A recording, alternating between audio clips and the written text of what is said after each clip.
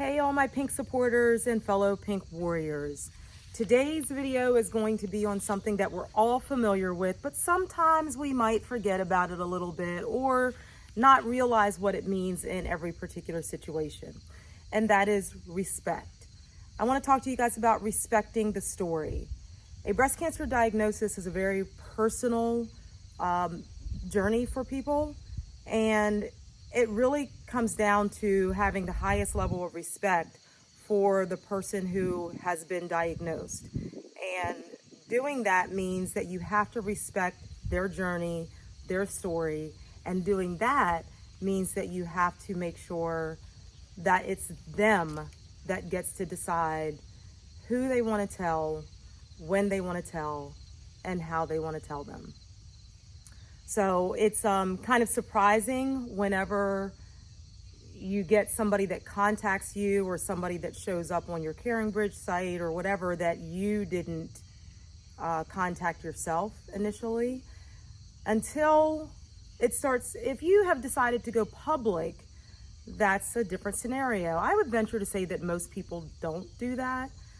Some people will do that on their own Facebook pages only, but not beyond their Facebook friends, their family and friends. Or some people just really kind of keep it close. I mean, I know someone who, a relative, a close relative, that it was a while before I even knew that she had breast cancer, and I remember thinking, why didn't she want us to know? Like, I don't understand. And until it's you may not understand that, but really it is up to the person to decide if, when, how, and to who, with whom they want to share.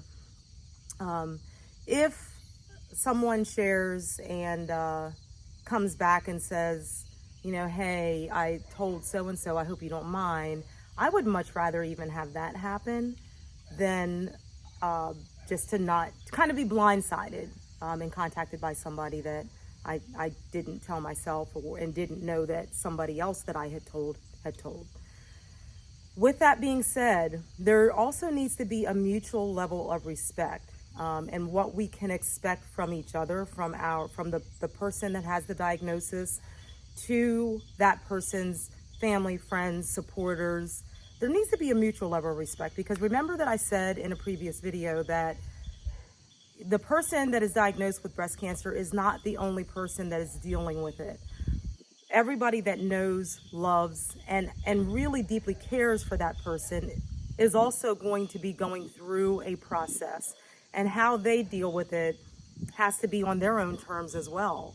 They do the best that they can to support the person, but it has to be on their terms, and we have to understand that and respect it as well. And with that, sometimes comes that person may need to talk to somebody else, and it may be somebody that we as the breast cancer patient didn't tell, and we have to understand that too. And I'm okay with that. I'm okay, especially when it's somebody that I don't really know.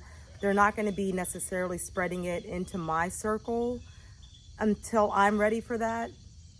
But it's important that we have that mutual level of respect, and we understand that it's a journey for not just us, but it's a journey for our loved ones, our family, our friends, our supporters as well. But I just want to, kind of put that out there, because I was blindsided before I went public, and I am quite sure that it's not a gossip kind of thing. People mean well, and they want to support you, and they want other people that they know that would care to know. They want them to support you as well, and so they maybe will share information that maybe you weren't necessarily ready for them to share yet, and so I kind of want to put that out there, because you have to be, even if it's just you reach out and you say, hey, especially if you're someone that the person didn't tell directly, but you have heard about it in some way, shape, or form, reach out to the person and ask for permission. Ask if it's okay if I share with this circle of people, and maybe that's how how you know me, is through this circle. Is it okay if I share with this circle? So mutual level of respect, it goes both ways. It's not just about only respecting the person that's been diagnosed. We need to understand that it's a journey for our loved ones too. They need to be able to process it and talk to other people. But we need to find some common ground and some respect on that. Okay? All right, guys, thanks for watching, and I'll see you next time. And as always, don't forget to subscribe.